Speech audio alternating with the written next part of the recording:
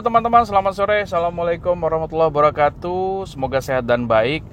Ada beberapa pertanyaan yang mungkin bisa saya rekap menjadi satu statement pendek ya. Banyak yang nanya teman-teman, urgensi ngambil doktoral di era sekarang, terutama yang teman-teman muda ini baru menjadi dosen atau mungkin ada rencana untuk menjadi dosen. Jadi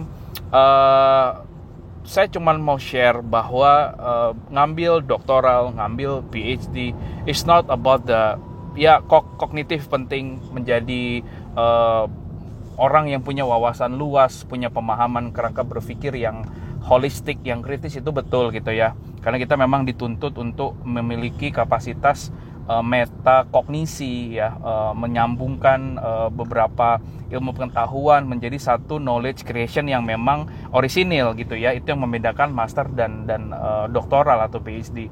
Nah, tapi satu hal ketika teman-teman memutuskan untuk ngambil doktoral, itu soal komitmen sebenarnya. Karena gimana kita bisa menguatkan mental ya ketika judul kita ditolak berkali-kali, belum lagi sulit memanage waktu dengan kegiatan bekerja atau rumah tangga, belum lagi membina hubungan baik dengan profesor, dengan promotor.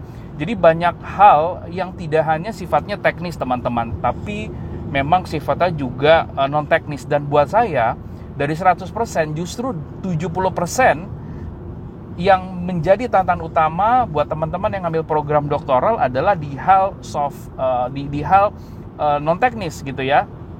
Nah, sehingga satu, mental itu penting banget, nggak boleh cengeng, harus punya persistence, harus punya yang namanya kecerdasan untuk bangkit terus dari kegagalan.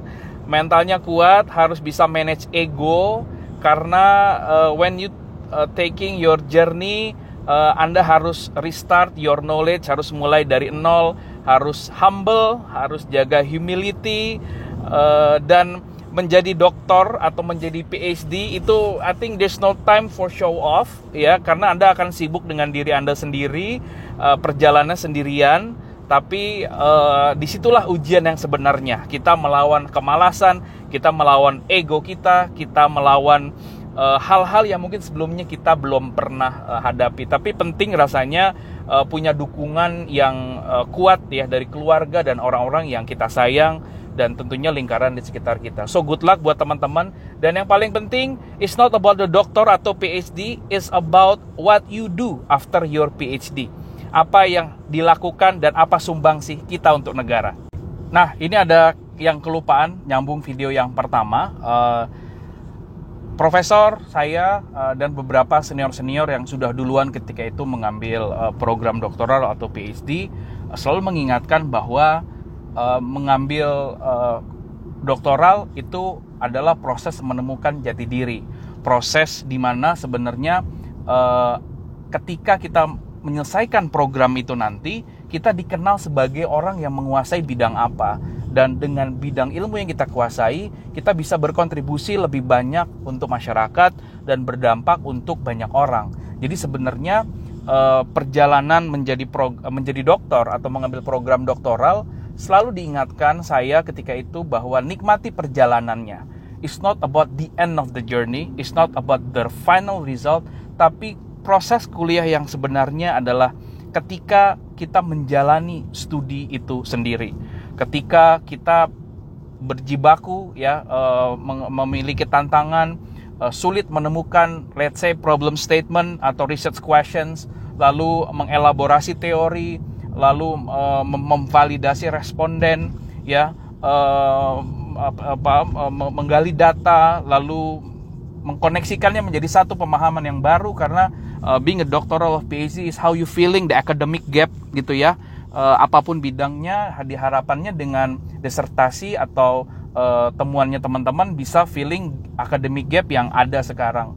Nah, oleh karena itu yang pentingnya adalah bukan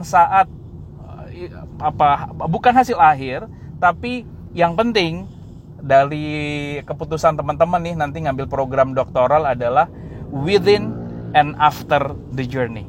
Jadi ketika kita melakukan proses kuliah itu, dan what will you do after your doctoral and after your PhD, karena gelar itu milik publik.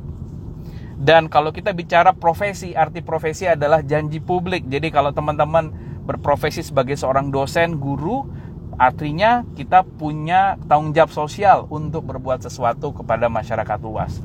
Jadi semangat, saya doakan lancar dan setia sampai akhir, selesaikan perjalanan, karena disertasi yang baik lagi-lagi adalah disertasi yang diselesaikan. Jadi saya doakan semua lancar.